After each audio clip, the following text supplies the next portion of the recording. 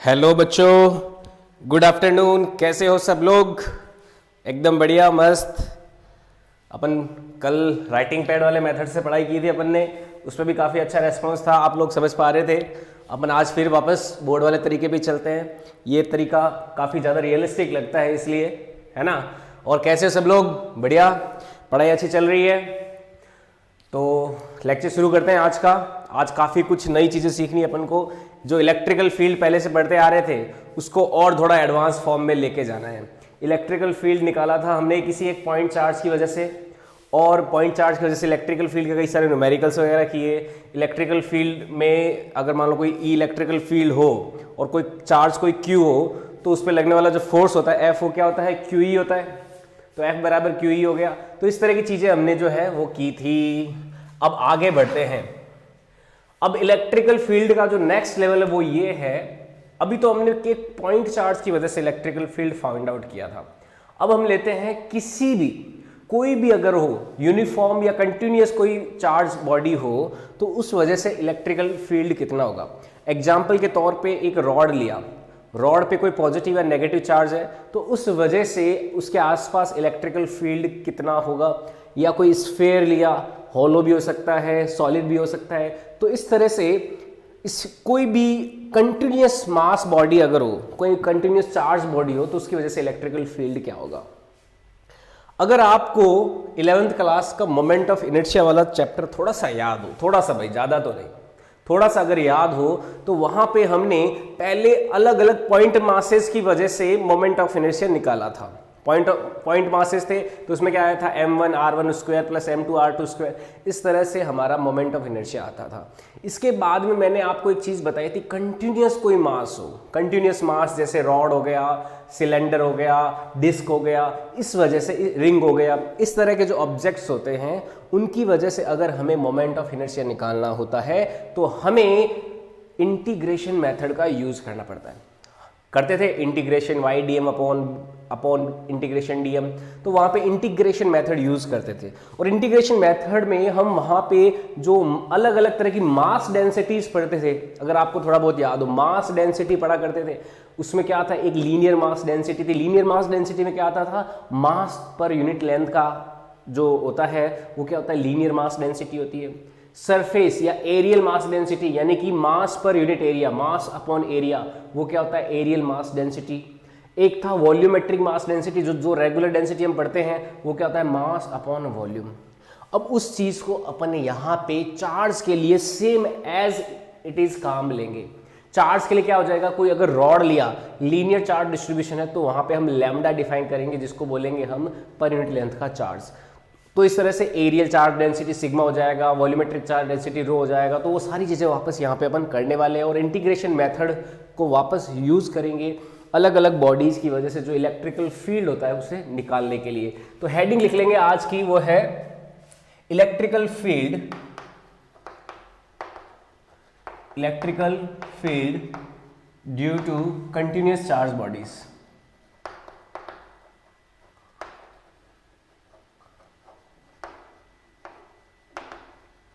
सतत आवेशित निकायों के कारण विद्युत क्षेत्र, कोई कंटिन्यूअस चार्ज बॉडी जैसे रॉड हो गया, डिस्क हो गया, रिंग हो गया, स्फेयर हो गया, होलो स्फेयर हो गया, सॉलिड स्फेयर हो गया, तो इस तरह की बॉडीज की वजह से जो इलेक्ट्रिकल फील्ड होता है उसके बारे में आज हम पढ़ने वाले हैं। और उसे पढ़ने से पहले हमें पता होना चाहिए सबसे पहली जानकारी linear charge density. Linear charge density, linear charge density, इसे लैम्डा से डिनोट किया जाता है। जैसा हमारे 11वीं क्लास में आता था लीनियर मास डेंसिटी आता था, अब मास की जगह चार्ज आ गया है, यानी कि रेखीय आवेश घनत्व। रेखीय आवेश घनत्व ये होता क्या है? लैम्डा। लैम्डा होता है आपका मास ऑफ पर यूनिट, जैसे वहां पे था mass of per unit length, यहां पे होता है charge of per unit length. ये क्या होता है? Charge of per unit length,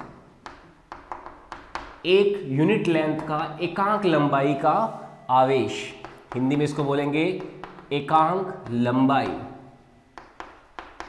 का आवेश, charge of per unit length, ये लैम्डा कहलाता है हमारा। और देखो वहां पे लैम्डा को हम लिखते थे dm अपॉन dx लिखते थे, वहां पे लैम्डा को क्या लिखते थे dm अपॉन dl, या फिर यहां पे हम चार्ज किस फॉर्म में निकालना है तो लैम्डा बराबर क्या हो जाएगा q अपॉन l हो जाएगा, total charge upon total length, या फिर छोटे चार्ज के लिए हो जाएगा dq अपॉन dl। तो ये लैम्डा का फॉर्मूला हो जाएगा और इसकी यूनिट क्या हो जाएगी, क्योंकि पर यूनिट लेंथ के लिए है तो ये हो जाएगा कूलाम्ब पर मीटर। ये कहलाता है आपका लीनियर चार्ज डेंसिटी, रेखीय आवेश घनत्व।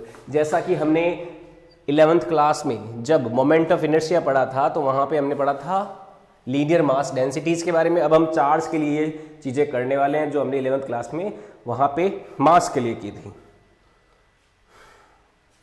तो ये बात समझ में आई लीनियर चार्ज डेंसिटी के बारे में। सभी बच्चों को गुड इवनिंग, अर्जुन, रितिका, गुंजन, गीतिका, अनुष्का, पीयूष, गुड इवनिंग सभी को। ये होता है हमारा लीनियर चार्ज डेंसिटी। आई बात समझ में। पर यूनिट लेंथ का जो चार्ज होता है उसे हम लीनियर चार्ज डेंसिटी कहते हैं। एग्जाम्पल के तौर पे और देखो इसको समझते हैं। अगर मान लो कोई रॉड जिस पे कोई पॉजिटिव चार्ज है, ये मैंने कोई रॉड लिया, इस पे कोई पॉजिटिव चार्ज है, मान लो कोई चार्ज है यहाँ पे, इस पे 100 कूलाम। कितना चार्ज है इस रॉड पे? 100 कूलाम चार्ज है। इस रॉड का जो लेंथ है वो कोई है 5 मीटर। क्या है? 5 मीटर लेंथ है इस रॉड का, और इस रॉड पे चार्ज कितना है? 100 कूलाम का। तो आपसे क्वेश्चन पूछा जाए कि find out linear lambda. Lambda मैंने एक्सप्रेस किया, लैम्डा का मतलब क्या है? Linear charge density of this rod. Find lambda of this rod, तो इस रॉड का लैम्डा पता लगा के बताओ। मेरे को सॉल्यूशन चाहिए, आंसर चाहिए फटाफट।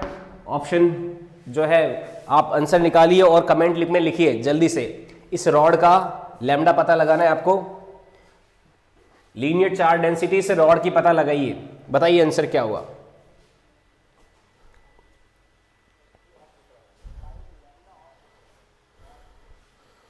इस रॉड का लैम्डा बताइए। इस रॉड पे टोटल 100 कूलाम का चार्ज है और इस रॉड की लेंथ है 5 मीटर।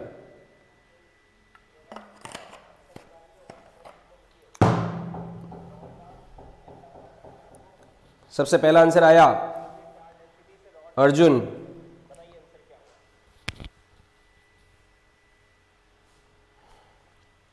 पहला आंसर आ गया। दूसरा रितिका, बिल्कुल सही। अर्जुन, रितिका ने दोनों ने सही आंसर दे दिया। दोनों को बहुत बहुत शाबाशी, बहुत बहुत खतरनाक, बहुत शानदार पढ़ रहे हो, शानदार सीख रहे हो, आप अटेंटिव हो, पूरा ध्यान से बात सुन रहे हो।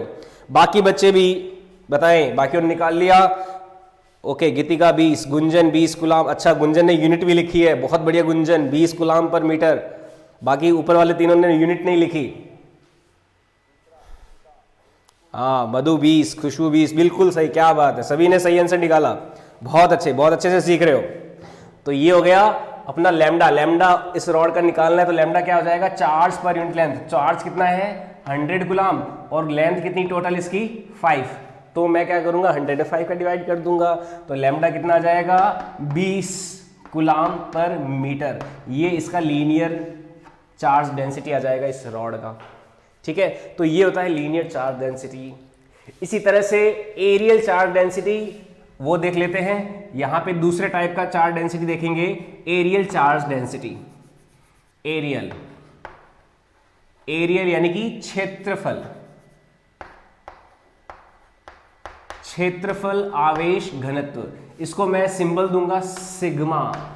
पहले वाला लैम्डा था, अभी क्या हो जाएगा? सिग्मा हो जाएगा, एरियल चार्ज डेंसिटी। ठीक है, lambda charge per unit length है, ये सिग्मा, ये हो जाएगा चार्ज पर यूनिट एरिया। लेंथ की जगह कौन आ जाएगा? एरिया आ जाएगा। एकांक लंबाई का आवेश था, ये हो जाएगा एकांक क्षेत्रफल का आवेश। अब लैम्डा था, इसकी जगह सिग्मा। सिग्मा की वैल्यू क्या हो जाएगी? Q अपॉन L की जगह आ जाएगा Q अपॉन A, यानी कि टोटल चार्ज में हम टोटल एरिया का डिवाइड कर देंगे, या फिर dQ अपॉन dA हो जाएगा, और यूनिट क्या हो जाएगी? कूलाम पर मीटर स्क्वायर। ये हो जाएगा हमारा एरियल चार्ज डेंसिटी। नोट कर लेंगे बच्चा लोग, नोट कर लीजिए areal charge density. Linear charge density का नोट कर लिया होगा।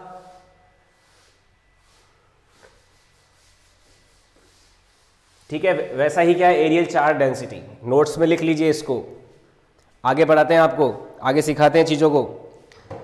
इसका भी एक न्यूमेरिकल करते हैं। न्यूमेरिकल है कि एक डिस्क है,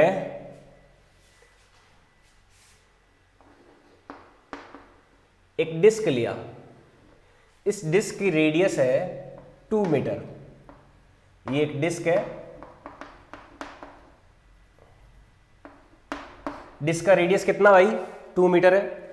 इस डिस्क पे चार्ज है हमारा कोई मान लीजिए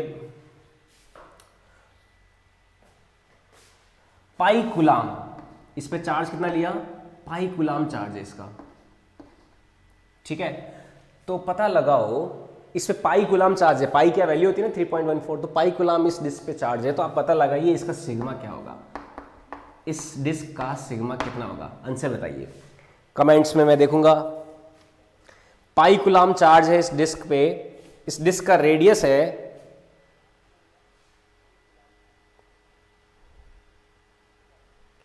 बहुत अच्छे, पहले वाले क्वेश्चन के काफी लोगों ने सही आंसर दिए, सूरज, अनुष्का, प्रिया, पीयूष। अब इस क्वेश्चन का आंसर दीजिए। 2 मीटर का रेडियस है इस डिस्क का, इस डिस्क पे पाई कूलाम चार्ज है, इसका सिग्मा ज्ञात करना है, एरियल चार्ज डेंसिटी निकालना है इसका, एरियल चार्ज डेंसिटी सिग्मा कितना होगा बताइए, कमेंट में मेरे को आंसर चाहिए जल्दी से। यस, पहला आंसर आ गया 0.25, भाई यूनिट भी लगाइए। दूसरा आंसर 1/4 कूलाम पर मीटर स्क्वायर, रितिका बढ़िया। और भी आंसर लिखो, और भी बताओ कितना कितना आंसर आया, सभी का आना चाहिए। छोटा छोटा न्यूमेरिकल है परंतु छोटी छोटी बातें हमें सिखाता है। 0.25 गुंजन, गीतिका 0.25 कूलाम पर मीटर स्क्वायर, बिल्कुल सही। सभी बच्चे अच्छे से सवाल कर रहे हैं, सही आंसर निकाल रहे हैं, बहुत बढ़िया, बहुत अच्छा, बिल्कुल आप समझ पा रहे हो। पर यूनिट एरिया का चार्ज निकालना है सिग्मा, तो क्या हो जाएगा, सिग्मा बराबर टोटल चार्ज तो हो गया पाई कूलाम डिवाइडेड बाय एरिया हो जाता है पाई आर स्क्वायर, ये हो जाएगा टोटल चार्ज अपॉन एरिया। पाई से पाई कैंसिल हो गया, यानी कि 1/r स्क्वायर, यानी कि 1/2 का स्क्वायर, यानी कि 1/4 कूलाम पर मीटर स्क्वायर, या फिर ये हो जाएगा 0.25 कूलाम पर मीटर स्क्वायर। ये हमारा आंसर हो जाएगा। बहुत सारे बच्चों ने सही जवाब दिया, बहुत बढ़िया, बहुत अच्छे। ऐसे ही तरक्की करते रहो, ऐसे ही सीखते रहो, ऐसे ही आगे बढ़ते रहो, है ना, हम होंगे कामयाब एक दिन, हो मन में है विश्वास, हाँ हाँ पूरा है विश्वास। क्यों, तो इसका स्क्रीनशॉट ले लो या फिर अपने कॉपी में नोट कर लिया होगा, आई होप सो, स्क्रीनशॉट ले लीजिए। मैं नेक्स्ट जो थर्ड टाइप होता है चार्ज डेंसिटी, उस पर आते हैं, volume charge density.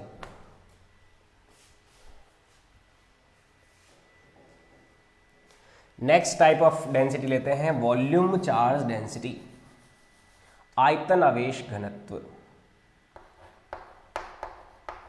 Volume charge density, आयतन आवेश घनत्व, ये third type of charge density है। इसका सिंबल होता है रो, और ये क्या हो जाएगा, charge of per unit volume. एकांक आयतन का आवेश, एकांक आयतन का आवेश, तो रो बराबर हो जाएगा Q अपॉन टोटल वॉल्यूम, या फिर dQ अपॉन dV, यूनिट हो जाएगी कूलाम पर मीटर क्यूब।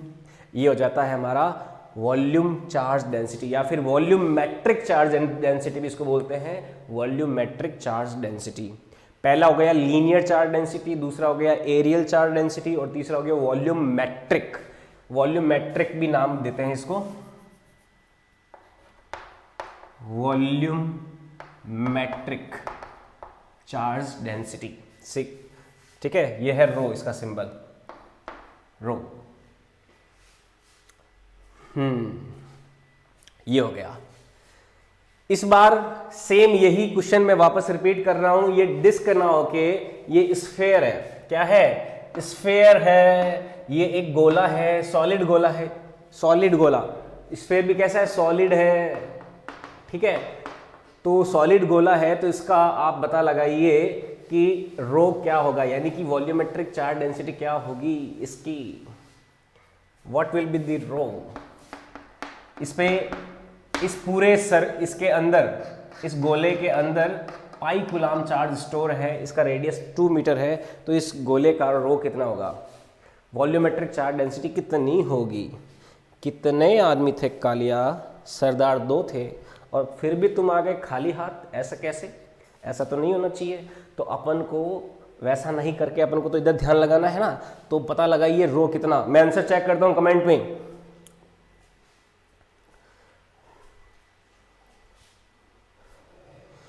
ओह, लेट हो गए पूजा। लेट क्यों हो गए? टाइम पे रहो, सब लोग टाइम पे आ जाया करो। पूरा 4 बजे फिक्स फिजिक्स की क्लास शुरू हो जाती है 12th की, 4 से 5 डेली। 1-2 मिनट का थोड़ा इंटरनेट कनेक्शन को शिफ्ट करने में लगता है, बाकी तो कभी भी लेट नहीं होते हम लोग। बताओ इसका आंसर रो। रो की वैल्यू बताइए भाई लोग, कितना आया rho? Volumetric charge density how much? कितना आया? हाँ जी, हाँ जी, बस आने वाला है, बस आ गया। हाँ, आया है 3/32 कूलाम पर मीटर क्यूब। 3/32, ओके। हाँ जी, पहला आंसर आ गया है 3/32 कूलाम पर मीटर क्यूब। रितिका शाबाश, बहुत अच्छे। बाकी लोग भी आंसर निकालिए, बाकी लोग भी आंसर निकालिए। बाकी भी कर सकते हो, बहुत आसान क्वेश्चन, कुछ भी नहीं है। आपको बस कैलकुलेशंस करवा रहे हैं आपसे। बताओ बाकी लोग। 3/32 बिल्कुल सही। ये मीटर पर कूलाम क्यों लिखा? 32/3 लिख रहे हो। रितिका वापस दूसरा आंसर क्यों दिया? Madhu, metre per coulomb cube नहीं, कूलाम पर मीटर क्यूब होता है।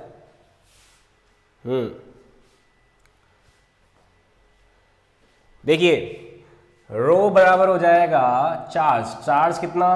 पाई coulomb divided by total volume. Total volume कितना?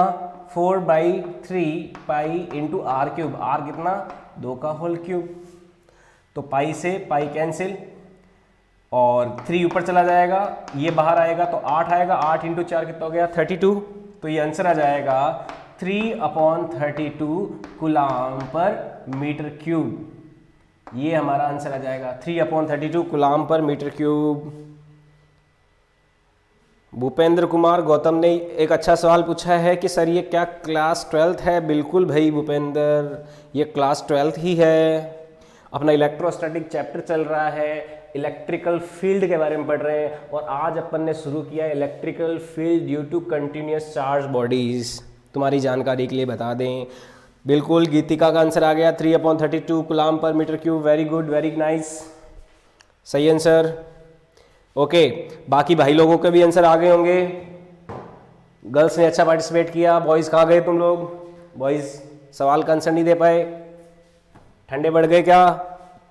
ओके, समझ में आ गया। बहुत ही आसान सी चीज़ है, कोई मुश्किल बात नहीं है यहाँ पे। तो अपन को ज़्यादा इस पे अपन थोड़े छोटे न्यूमेरिकल्स होते हैं, वो अपन ने सॉल्व कर लिए। अब आगे बढ़ते हैं। Electrical field due to continuous charge bodies. तो कंटिन्यूस चार्ज बॉडीज की वजह से इलेक्ट्रिकल फील्ड कैसे निकाला जाए, उस पे आते हैं सीधा हम। अब हम एक बहुत ही धांसू सा डेरिवेशन करने वाले हैं। ये डेरिवेशन काफ़ी बड़ा डेरिवेशन होगा। किसी एक रॉड की वजह से उससे r डिस्टेंस पे इलेक्ट्रिकल फील्ड कितना होता है, ये हमें कैलकुलेट करना है। बड़ा ही धांसू डेरिवेशन, बहुत ही बड़ा डेरिवेशन होने वाला है। तो हम उस डेरिवेशन को करने जा रहे हैं। E due to any rod, किसी रॉड की वजह से electrical field, E electrical field due to a rod. एक रॉड की वजह से, एक छड़ है, उसकी वजह से इलेक्ट्रिकल फील्ड कितना होगा। मान लीजिए कोई रॉड है इस तरह से, जिसकी लेंथ है कोई L, या फिर लेंथ और चार्ज ना देके मान लो पॉजिटिव चार्ज है इस पे, और इस रॉड के बारे में जो जानकारी दी गई है वो दे दी गई लैम्डा, कि इस रॉड का जो पर यूनिट लेंथ का चार्ज है वो है लैम्डा। अब सवाल ये है कि इस रॉड से यहां से कोई r डिस्टेंस पे ऊपर एक पॉइंट लिया,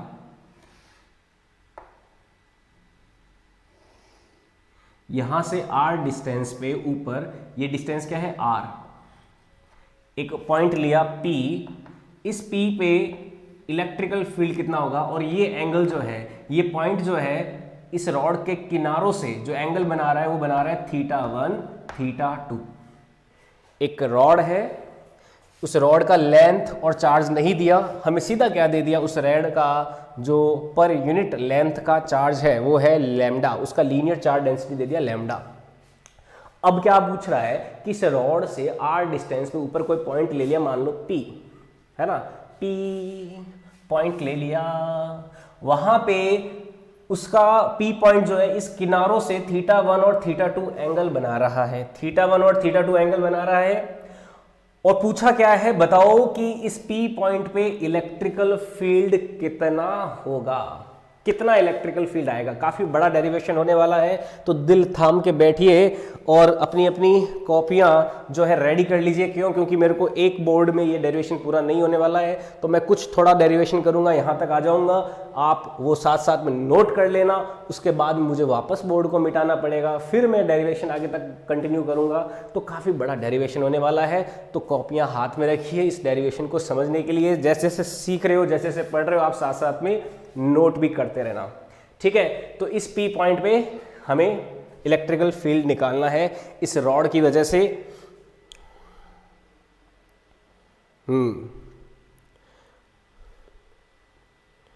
तो डेरिवेशन शुरू किया जाए, चलो शुरू करते हैं डेरिवेशन।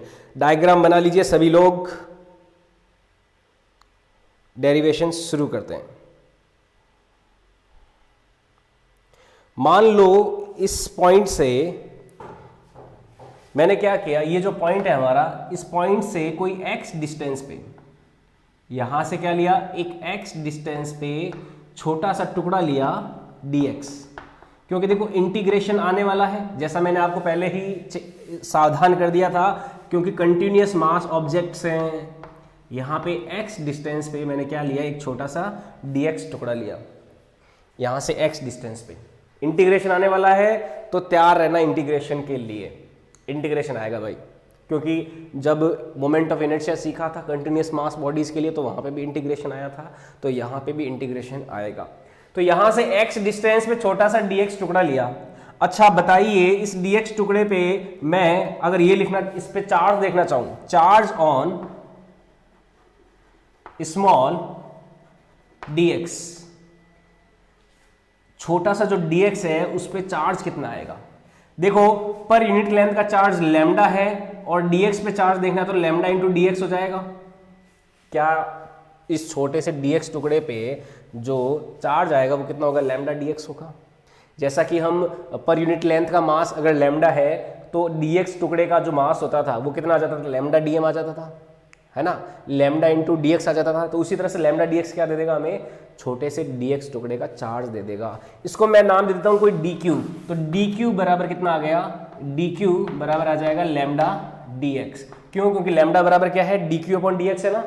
देखिए इस चीज को आप ऐसे समझिए कि लैम्डा बराबर है dq अपॉन dx, तो मैं यहां पे dx का इधर मल्टीप्लाई करूं तो dq बराबर क्या आ जाएगा, लैम्डा dx आ जाएगा। आई बात समझ में, ये सिंपली बात हो गई, सिंपल सी बात। यहां से x डिस्टेंस पे छोटा सा dx टुकड़ा लिया, उस dx टुकड़े पे चार्ज कितना आया, dq बराबर लैम्डा dx आ गया। ओके सर, यहां तक बात क्लियर मेरी, बिल्कुल यहां तक बात आपके क्लियर हो गई। अब देखो ये जो dx वाला पॉइंट है, इस dx को मैं एक पॉइंट चार्ज की तरह मान सकता हूं। दिस dx टुकड़ा can be considered as point mass, point charge. इस dx छोटे से टुकड़े को मैं बिंदु आवेश की तरह मान सकता हूं। तो नेक्स्ट पॉइंट ये नोट कर लेना, dx element can be considered as point charge. ऐसा क्यों किया जा रहा है, पॉइंट चार्ज की तरह क्यों माना जा रहा है? ताकि पहले एक पॉइंट की वजह से यहां पे छोटा सा इलेक्ट्रिकल फील्ड निकाला, फिर हम इंटीग्रेशन करके पूरा इलेक्ट्रिकल फील्ड निकाल लें। इंटीग्रेशन का यही तो मकसद होता है, इसी की तरह से होता है। पहले तो छोटे टुकड़े के लिए निकालो, बाद में इंटीग्रेशन करके पूरा जो हमारा कंटिन्यूस मास या कंटिन्यूस चार्ज सिस्टम है उसके लिए इलेक्ट्रिकल फील्ड निकाल लो। तो इस छोटे से DQ चार्ज की वजह से, इस DQ चार्ज की वजह से जो इलेक्ट्रिकल फील्ड बनेगा वो कितना बनेगा, ये एक पॉइंट चार्ज की तरह माना हमने, तो इसकी वजह से जो इलेक्ट्रिकल फील्ड है, स्मॉल इलेक्ट्रिकल फील्ड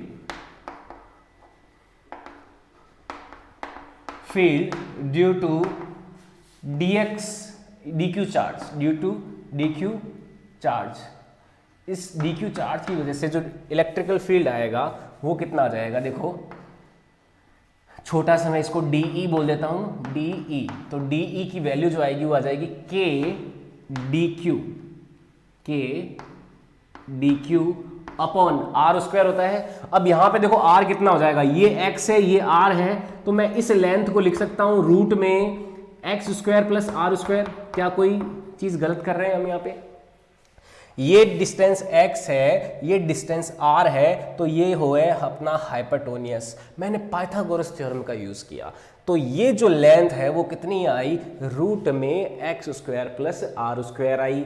तो किसी पॉइंट चार्ज से इतनी दूरी पर यहाँ पे मुझे छोटा सा इलेक्ट्रिकल फील्ड निकालना है, तो इसकी वैल्यू क्या आ जाएगी, k DQ upon x root में x square plus r square का होल स्क्वायर। ये बात समझ में आई क्या? ये तो हो गई उस पॉइंट चार्ज की डिस्टेंस, इस P पॉइंट से इस पॉइंट चार्ज की डिस्टेंस। तो DE बराबर क्या आ गया, K DQ अपॉन रूट में x square plus R square का होल स्क्वायर। ये आ जाएगा हमारा DE। अच्छा, DE की डायरेक्शन किधर होगी? DE की डायरेक्शन देखो रेडियली आउटवर्ड हो गई, क्योंकि पॉइंट चार्ज है तो ये डायरेक्शन इस तरफ देगा, ये ऊपर की ओर सीधा डायरेक्शन इस तरफ देगा। ये DE की डायरेक्शन है, जो छोटा सा इलेक्ट्रिकल फील्ड क्रिएट हुआ उसकी दिशा आ जाएगी। तो DE बराबर क्या हो गया, K DQ अपॉन रूट में x square plus R square, या फिर इसको मैं ऐसे लिख सकता हूँ K इंटू DQ की वैल्यू क्या, लैम्डा dx, तो ये हो जाएगा लैम्डा dx अपॉन इसका स्क्वायर किया तो ये हो जाएगा x square plus R square.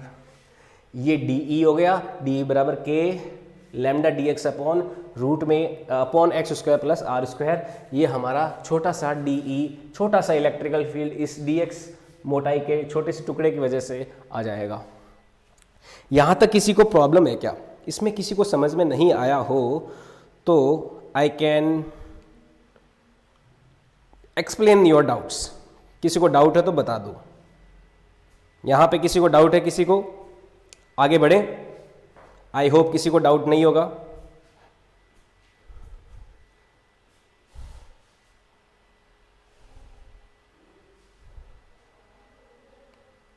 Okay, किसी को डाउट नहीं है यहां तक। तो यहां तक देखो आसान है, आई होप किसी को डाउट नहीं होगा।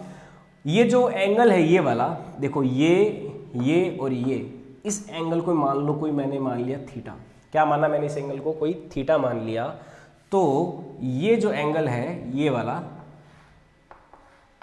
ये जो dx मोटाई का टुकड़ा इसके किनारों से मिलके बनाएगा, यहां से देखो, इसको मान लिया मैंने कोई d थीटा।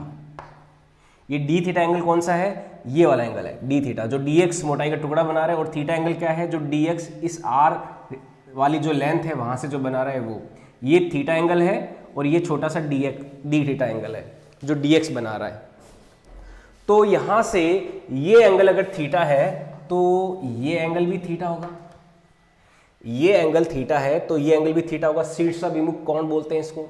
मैं DE के दो कंपोनेंट कर सकता हूं। ये कंपोनेंट तो हो जाएगा DE साइन थीटा, इसको बोल दिया मैंने कोई DEX, यानी कि इस छोटे से इलेक्ट्रिकल फील्ड का x कंपोनेंट। इसकी वैल्यू कितनी आई हमारे पास, DE साइन थीटा। और एक कंपोनेंट ऊपर की तरफ होगा, इसको बोल देता हूं मैं DE, ये मैं मिटा देता हूं इसे। ऊपर वाला जो कंपोनेंट है उसे नाम दे दिया कोई DEY, और इसकी वैल्यू हो जाएगी DE कॉस थीटा। मैंने जो छोटा सा इलेक्ट्रिकल फील्ड आया हमारा उसके दो कंपोनेंट कर दिए, एक तो x डायरेक्शन का कंपोनेंट और एक y डायरेक्शन का कंपोनेंट। x डायरेक्शन कंपोनेंट को बोल दिया D sine theta, y direction के कंपोनेंट को बोल दिया डी कॉस थीटा। तो हमारे पास में डी एक्स आ गया, डी एक्स इस छोटे से इलेक्ट्रिकल फील्ड का x डायरेक्शन में कंपोनेंट, तो डी एक्स की वैल्यू आ गई d sine theta, d sine theta. तो डी साइन थीटा की वैल्यू कितनी हो गई, k lambda d x upon x square plus r square, तो ये हो जाएगा के lambda d x upon x square plus r square into sine theta. तो ये तो हो गई डी एक्स की वैल्यू। डी वाई की वैल्यू देखो, डी वाई की वैल्यू होती है, ये हो जाएगी डी साइन थीटा, तो ये हो जाएगा डी कॉस थीटा। तो इसकी वैल्यू आ जाएगी k lambda d x upon x square plus r square cos theta. तो ये डी एक्स और ये डी वाई इन दोनों के एक्सप्रेशन आ गए, ये नोट कर लीजिए, यहां तक नोट कर लीजिए, सभी यहां तक नोट कर लो। ओके, समझ में आ गया, बढ़िया। काफी बच्चों ने लिखा है समझ में आ गया, बिल्कुल आ जाएगा। देखो ये डी एक्स और डी वाई आ गए हमारे पास दो। जो छोटा सा इलेक्ट्रिकल फील्ड क्रिएट हुआ डी, उसके दो कंपोनेंट आ गए, एक तो डी एक्स आ गया और एक डी वाई आ गया। यहां तक आप नोट कर लीजिए या फिर स्क्रीनशॉट ले लीजिए, मैं इसके आगे का डेरिवेशन कंटिन्यू करूंगा। देखो डेरिवेशन काफी बड़ा है ये, पर लास्ट में जो फॉर्मुलेशन आएंगे वो थोड़े आसान रहेंगे, तो जो हमें याद रखने हैं। नोट कर लिया, ठीक है। यहां ये वाला मैं पार्ट हटा रहा हूं, इसको हटाते हैं। अब देखो x डायरेक्शन में टोटल इलेक्ट्रिकल फील्ड निकालना है, तो मैं इस एक्सप्रेशन का इंटीग्रेशन करूंगा, और y डायरेक्शन में टोटल इलेक्ट्रिकल फील्ड निकालना है, y डायरेक्शन में इलेक्ट्रिकल फील्ड का कंपोनेंट निकालना है, तो मैं इस एक्सप्रेशन का इंटीग्रेशन करूंगा। नेक्स्ट अप्रोच क्या है, दोबारा रिपीट कर देता हूं। अगर मुझे x डायरेक्शन का नेट इलेक्ट्रिकल फील्ड का कंपोनेंट चाहिए तो मैं इसका इंटीग्रेशन करूंगा, और y डायरेक्शन में नेट इलेक्ट्रिकल फील्ड का कंपोनेंट चाहिए तो मैं दूसरे वाले एक्सप्रेशन का इंटीग्रेशन करूंगा। तो एक एक लेके इंटीग्रेशन करते हैं। सबसे पहले x डायरेक्शन में इलेक्ट्रिकल फील्ड का कंपोनेंट निकालते हैं। तो net electrical field in x direction, तो net electrical field in x direction, x direction में इलेक्ट्रिकल फील्ड देखते हैं, तो ये हो जाएगा ex की वैल्यू क्या आ जाएगी, इंटीग्रेशन डी एक्स या फिर इंटीग्रेशन के lambda d x upon x square plus r square sine theta.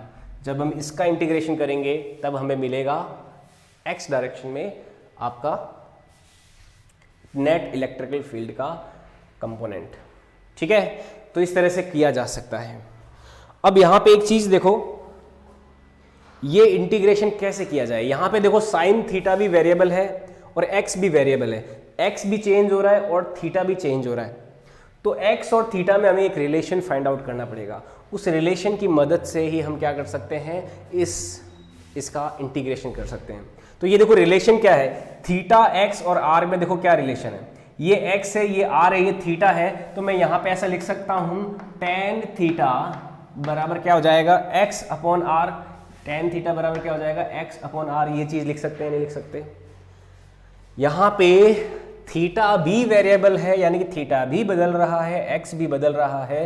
तो हमें ऐसा कुछ करना है कि कोई एक ही बदलने वाला रह जाए। मैं किसको रख रहा हूं, एक्स को थीटा में चेंज कर दूंगा। तो टेन थीटा बराबर क्या है, यहां से देखो टेन थीटा बराबर क्या है, x upon r, perpendicular upon base, लंब बटा आधार। यहां पे ये हो जाएगा एक्स अपॉन आर बराबर टेन थीटा। या फिर मैं एक्स को लिख सकता हूं यहां से, एक्स बराबर हो जाएगा आर टेन थीटा, ऐसे लिख सकते हैं, एक्स बराबर आर टेन थीटा।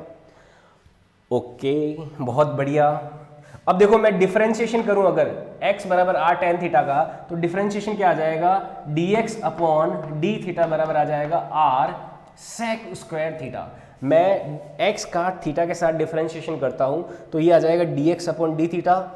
r क्योंकि कांस्टेंट है कुछ नहीं किया, tan थीटा का डिफरेंशिएशन कितना, sec स्क्वायर थीटा, तो dx अपॉन डी थीटा क्या आ गया, r sec स्क्वायर थीटा। यहां से मैं ऐसा लिख सकता हूं कि dx बराबर क्या है हमारा r sec square theta d theta. यहां से देखो मेरे को dx की वैल्यू मिल जाएगी और यहां से मेरे को x की वैल्यू मिल जाएगी। इन दोनों वैल्यूज को मैं ऊपर वाले इस एक्सप्रेशन में रख दूंगा, उससे हमारा फाइनल जो एक्सप्रेशन है वो एक सिंपलिस्टिक एक्सप्रेशन बन जाएगा जिसको हम इंटीग्रेट कर सकते हैं। ये बात आपको समझ में आ जाएगी, ध्यान से एक बार समझ जाइए इसको। किसी को डाउट है तो कमेंट सेक्शन में बता सकता है, मैं इसका हाथों हाथ निवारण कर दूंगा। किसी को कोई डाउट है तो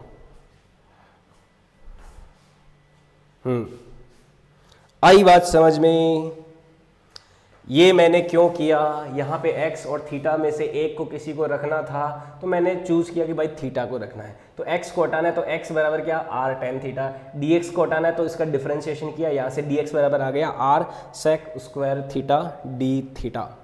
यहाँ से dx बराबर क्या हो गया, r sec square theta d theta आ गया। अच्छी बात, समझ में आई बात। आगे बढ़ें। लास्ट पॉइंट ये वाला, tan थीटा बराबर x अपॉन r को इधर मल्टीप्लाई किया, x बराबर r tan थीटा, फिर इसका डिफरेंशिएशन किया dx अपॉन डी थीटा, तो ये आ जाएगा r, तो r तो कुछ नहीं कांस्टेंट है, tan थीटा का डिफरेंशिएशन होता है sec square theta. Simple differentiation किया। लास्ट वाले को दोबारा देखो, समझाते हैं। लास्ट वाला पॉइंट थोड़ा सा अलग पॉइंट हो गया, ये इसको अगेन रिपीट करते हैं। ये मैं पहले वाला मिटा देता हूं, इस पॉइंट को देखो समझना। यहां तक आपको क्लियर हो गया था अभी, x और थीटा दोनों क्या है, यहां पे वेरिएबल है। ये देखो एक थीटा ये चल रहा है और एक ये x चल रहा है, तो थीटा और x यहां पे दोनों क्या है, वेरिएबल है, यानी कि चेंज होने वाले हैं, परिवर्तनशील है। तो दोनों में से एक को रखना पड़ेगा। किसको रखें हम इंटीग्रेशन में थीटा को रखेंगे, ये हमने चूज कर लिया। तो tan थीटा बराबर क्या है, x अपॉन r है। यहां से देखो ये परपेंडिकुलर अपॉन बेस है और ये हमारा थीटा है, तो tan थीटा बराबर क्या हो गया, x अपॉन r हो गया। r को उधर मल्टीप्लाई कर दिया तो x बराबर क्या आ गया, r tan theta. r tan theta आ गया। अब मैं इस एक्सप्रेशन का डिफरेंशिएशन करता हूं। देखो यहां से यहां तक मैंने क्या किया है, डिफरेंशिएशन किया है। तो dx अपॉन डी थीटा क्या हो गया, dx अपॉन डी थीटा हो गया r sec स्क्वायर थीटा, क्योंकि r को कुछ नहीं करेंगे और tan थीटा का डिफरेंशिएशन क्या है, sec स्क्वायर थीटा। इस d थीटा को इधर मल्टीप्लाई कर दिया तो ये dx की वैल्यू क्या हो जाएगी, r sec square theta d theta. d theta को देखो यहाँ से यहाँ मल्टीप्लाई कर दिया मैंने, तो यहाँ से dx बराबर क्या आ गया, r sec square theta d theta. बताओ इसमें कोई प्रॉब्लम है क्या?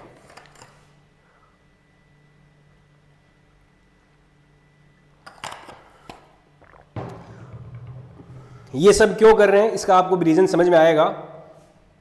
अब देखो मैं dx और x को रिप्लेस कर देता हूं तो ex की जो वैल्यू आएगी मेरे पास वो आ जाएगी k लैम्डा। dx की जगह ये रख दिया r sec square theta d theta, ये तो मैंने dx की जगह रख दिया, डिवाइडेड बाय x की जगह मैंने रख दिया r tan theta, r tan theta का whole square plus r square into sine theta. ये हमारा फाइनल एक्सप्रेशन बन जाएगा। ये हमारा फाइनल एक्सप्रेशन बन जाएगा। अब देखो आपको थोड़ा थोड़ा क्लियर होएगा। एक बार आप इसको नोट कर लेना। अब मैं इसको जब एक्सप्रेशन को सिंपलीफाई करूंगा तब आपका और अच्छे से क्लियर होएगा। ठीक है, यहां पे हम थोड़ी मैथमेटिक्स को काम में लेंगे।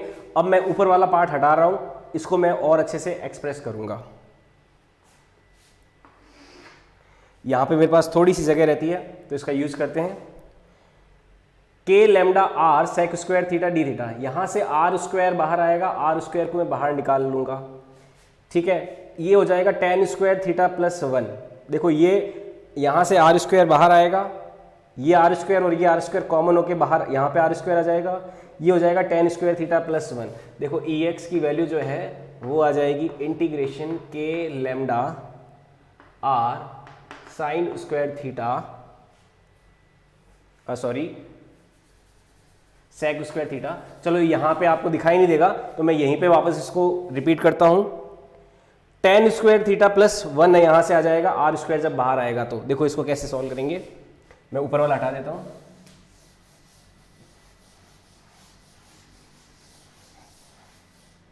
इसको सिंप्लीफाई करते हैं। एक्स डायरेक्शन में इलेक्ट्रिकल फील्ड का कंपोनेंट आ जाएगा इंटीग्रेशन के लैम्डा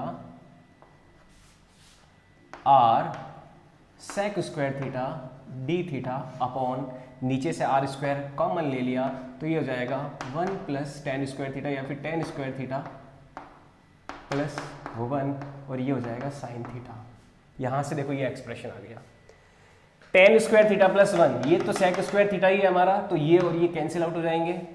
यहां से जो Ex का वैल्यू है वो आ जाएगा के लैम्डा, एक आर से एक आर कैंसिल, तो k lambda upon are sine theta d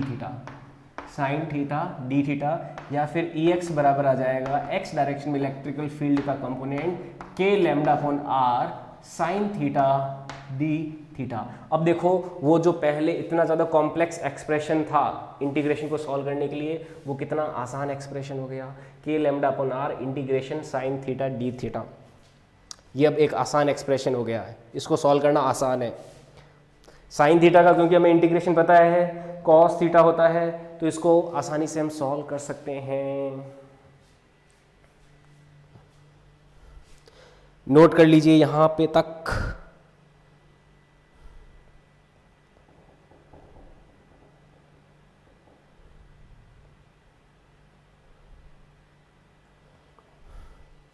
sine theta का इंटीग्रेशन क्या होता है, माइनस में कॉस थीटा होता है ना, तो माइनस में कॉस थीटा को हम यहाँ पे यूज करेंगे। माइनस में कॉस थीटा होता है तो उस इंटीग्रेशन की देखो वैल्यू लिखते हैं। अब मैं इस नीचे वाले को हटा देता हूं, तो Ex का जो टोटल वैल्यू आएगा Ex बराबर के lambda upon are sine theta का इंटीग्रेशन हो गया माइनस में कॉस थीटा। ठीक है, अब यहां पे लिमिट का पंगा फंस गया। लिमिट क्या रखें, देखो लिमिट यहां से यहां तक, ये तो है θ2 और ये θ1, तो ये जो थीटा है वो देखो कैसे चेंज हो रहा है, θ2 से θ1 चेंज हो रहा है ना। अब देखो यहां पे थीटा भी जो है, अगर मैं पीछे आऊं तो ये है माइनस θ2 और आगे जाऊं तो ये है प्लस θ1। तो थीटा कैसे चेंज हो रहा है, माइनस θ2 से प्लस θ1 चेंज हो रहा है, तो यहाँ पे लिमिट जो होगी वो हो जाएगी माइनस θ2 से प्लस θ1। ये हमने 11th क्लास में भी ऐसे डेरिवेशंस किए थे, वहाँ पे किया था। माइनस θ2 से प्लस θ1 तक हमारा थीटा चेंज हो रहा है, वेरिएबल है, तो ये लिमिट हो जाएगा माइनस θ2 से प्लस θ1 तक। तो इससे जो x डायरेक्शन में इलेक्ट्रिकल फील्ड का कंपोनेंट आएगा वो आ जाएगा के लैम्डा अपॉन आर, माइनस बाहर ले लेते हैं, θ1 लगते हैं, तो ये cos θ1 माइनस cos θ2, ये x डायरेक्शन में इलेक्ट्रिकल फील्ड आ जाएगा। माइनस को मैं अगर अंदर भेज देता हूं तो यहां से मेरा जो फाइनल एक्सप्रेशन बनेगा x डायरेक्शन में इलेक्ट्रिकल फील्ड का, वो बन जाएगा Ex बराबर के lambda upon R cos θ2 minus cos θ1। तो ये x डायरेक्शन में इलेक्ट्रिकल फील्ड का हमारा कंपोनेंट बन जाएगा, टोटल इलेक्ट्रिकल फील्ड। यहाँ से कोई r डिस्टेंस पे हमें इलेक्ट्रिकल फील्ड निकालनी थी, तो उसका x डायरेक्शन का कंपोनेंट हमारे पास आ गया के lambda upon R cos θ2 minus cos θ1। एक बार आप नोट कर लीजिए, आपका 12th क्लास में जो इलेक्ट्रिकल फील्ड आएगा ना, तो उसमें आपको जो इंटीग्रेशन आएगा 12th क्लास में, जब इंटीग्रेशन आप पढ़ने वाले हो तो वहाँ पे आपको ये चीज़ें करना आसान लगेगी। अभी इंटीग्रेशन आपने 11th क्लास का जो बेसिक्स में पढ़ा हुआ वही पढ़ा हुआ है, तो हो सकता है कि आपको यहाँ पे थोड़ी कॉम्प्लेक्सिटी लगे इसको समझने में, पर जब आप इंटीग्रेशन कर लोगे 12th क्लास में तो आपको और आसान लगेगा इन चीज़ों को समझना। अभी आप इस डेरिवेशन को पूरा का पूरा एग्जैक्ट नोट कर लीजिए, मैंने सारे स्टेप्स बहुत अच्छे से एक्सप्लेन किए हैं। इस वीडियो को आप दोबारा एक बार रिपीट भी देख लेना, इस वाले सेगमेंट को वापस रिवाइज कर लेना, है ना। अभी एक बार आप इसको नोट कर लीजिए, उतार लीजिए, और कोई स्टेप अगर आपको क्लियर नहीं हुआ है तो अभी आप कमेंट सेक्शन में डाउट पूछ सकते हैं, मैं कोशिश करूंगा कि आपको इसका जवाब दे पाऊँ। हालांकि आसान से स्टेप्स है बिल्कुल भी, बस लिमिट्स का ध्यान रखना, लिमिट्स कैसे रखी है ये मैंने अभी आपको यहाँ पे एक्सप्लेन किया था, उस बात को आप गौर से सुनना।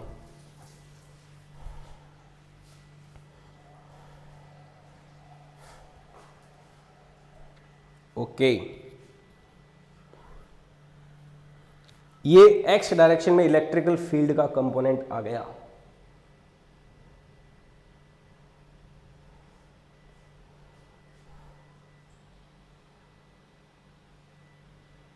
ये रूट में x square plus r square है।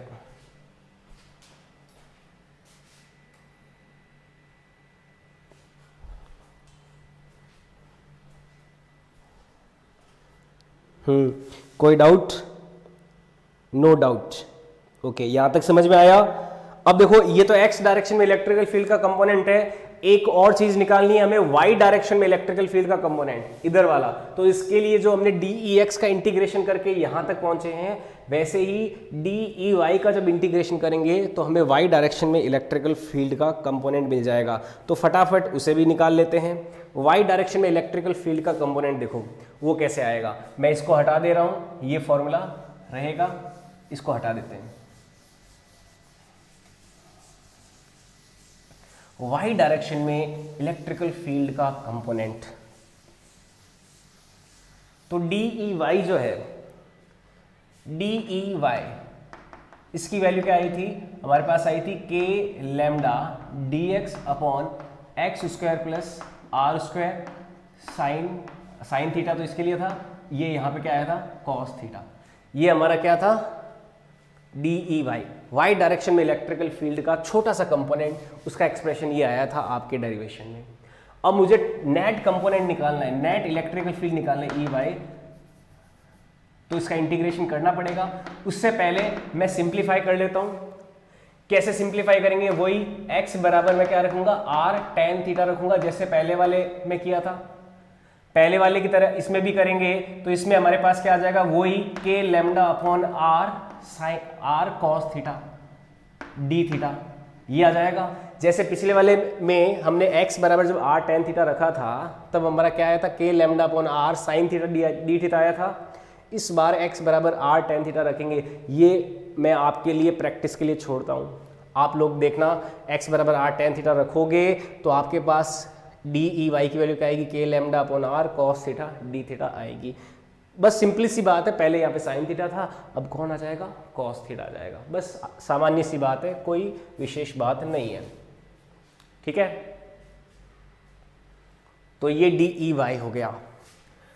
अब नेट निकालना है तो इंटीग्रेशन करना पड़ेगा। इंटीग्रेशन ई वाई बराबर हो जाएगा इंटीग्रेशन डी ई वाई, और ये हो जाएगा के लैम्डा अपॉन आर, ये तो बाहर हो गया, अंदर हो जाएगा कॉस थीटा डी थीटा, और इंटीग्रेशन में लिमिट वही -θ2 से +θ1 तक, -θ2 से +θ1 तक हमें इंटीग्रेशन करना है। ये ई वाई का एक्सप्रेशन बनेगा टोटल नेट। मैंने यहाँ पे 2-3 स्टेप्स को बीच में नहीं किया, ये मैंने स्टेप्स आप पे छोड़ दिए, आपको करना है। इस डेरिवेशन को ध्यान से एक बार रिपीट भी करना, बहुत ही इंपॉर्टेंट है, 12th बोर्ड में भी पूछा जाता है ये डेरिवेशन, तो आप दोबारा भी करना। और फाइनल जो सॉल्यूशंस है वो वैसे आसान है। अब देखो ई वाई निकालना है तो कॉस थीटा का इंटीग्रेशन होता है साइन थीटा, तो के लैम्डा अपॉन आर, यहाँ पे हो जाएगा साइन थीटा, और ये हो जाएगा -θ2 से θ1, ये लिमिट यहाँ पे रख देंगे। तो ई वाई का जो वैल्यू है वो आ जाएगा के लैम्डा अपॉन आर, यहाँ पे ये हो जाएगा साइन θ1 माइनस ऑफ साइन -θ2। यहाँ पे देखो ये एक चीज़ यहाँ पे काम की है, साइन θ1 माइनस साइन ऑफ -θ2। अब साइन माइनस थीटा जो होता है वो माइनस थीटा होता है, यानी कि ये माइनस बाहर आएगा तो क्या हो जाएगा? प्लस हो जाएगा। तो इससे जो ई वाई कंपोनेंट है, मैं ई एक्स को देखो ये लिख लिया था, ई वाई कंपोनेंट जो है इसकी वैल्यू जो है ये माइनस बाहर आ जाएगा साइन थीटा में, तो ये प्लस हो जाएगा। तो ई वाई आ जाएगा के lambda upon are sine θ1 plus sine θ2। ऐसा कॉस में नहीं हुआ था, क्योंकि कॉस में माइनस कॉस θ2 जो होता है ना बाहर आता है तो प्लस ही आ जाता है। तो ई एक्स कंपोनेंट तो है K lambda upon are cos θ2 minus cos θ1, Y component है K lambda upon are sine θ1 plus sine θ2। तो यहाँ पे जो इलेक्ट्रिकल फील्ड है वो कितना आ गया? इलेक्ट्रिकल फील्ड नेट जो है वो कैसे आ जाएगा? हम इसको ऐसे लिख सकते हैं, ई नेट क्या हो जाएगा? ई एक्स आई कैप प्लस ई वाई जे कैप, ऐसे कंपोनेंट के फॉर्म में लिख देंगे ना। नेट इलेक्ट्रिकल फील्ड को ई एक्स आई कैप प्लस ई वाई जे कैप। तो जो बड़ा वाला एक्सप्रेशन आएगा नेट इलेक्ट्रिकल फील्ड का वो आ जाएगा ई एक्स आई कैप यानी कि k lambda upon are cos theta 2 minus cos theta 1, ये तो हो गया i cap, plus k lambda upon are sine theta 1 plus sine theta 2 j cap. ये टोटल नेट इलेक्ट्रिकल फील्ड का एक्सप्रेशन आ जाएगा। ये इस तरह से इतना बड़ा ये डेरिवेशन हमने पूरा कर लिया। ये किसी रॉड की वजह से उससे r डिस्टेंस पे इलेक्ट्रिकल फील्ड के लिए फॉर्मूला आ जाएगा। इस डेरिवेशन को एक बार आप रिपीट करना, रिवाइज करना। इसमें काफ़ी बातें हैं इस डेरिवेशन में जिन्हें हमें सीखना है। और इंटीग्रेशन वाला पार्ट जो है वो आप 12th क्लास में जब आपका इंटीग्रेशन आएगा मैथ्स वाले बच्चों के लिए, और बायो वाले बच्चों को जो है ये बात ध्यान में रखना है कि x बराबर r tan थीटा जो है इसको मैंने कैसे किया था उसको उसी चीज़ को आपको यहाँ पे दोबारा वापस रिपीट करना है ना। तो ये चीज़ आप ध्यान रखोगे तो आपको ये प्रॉब्लम नहीं आएगी, आपसे बिल्कुल आसानी से सवाल हो जाएगा।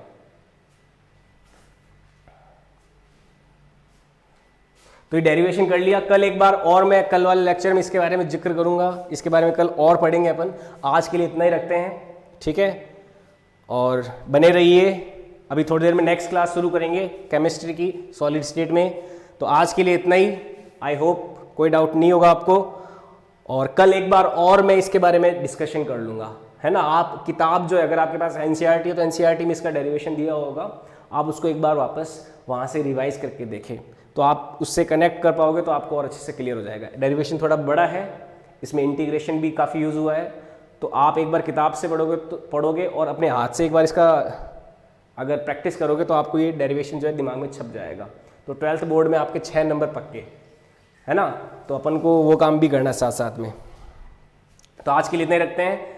फिजिक्स की क्लास के लिए कल मिलेंगे, अभी थोड़ी देर में केमिस्ट्री क्लास के लिए मिलते हैं। Bye bye, tata, thank you very much.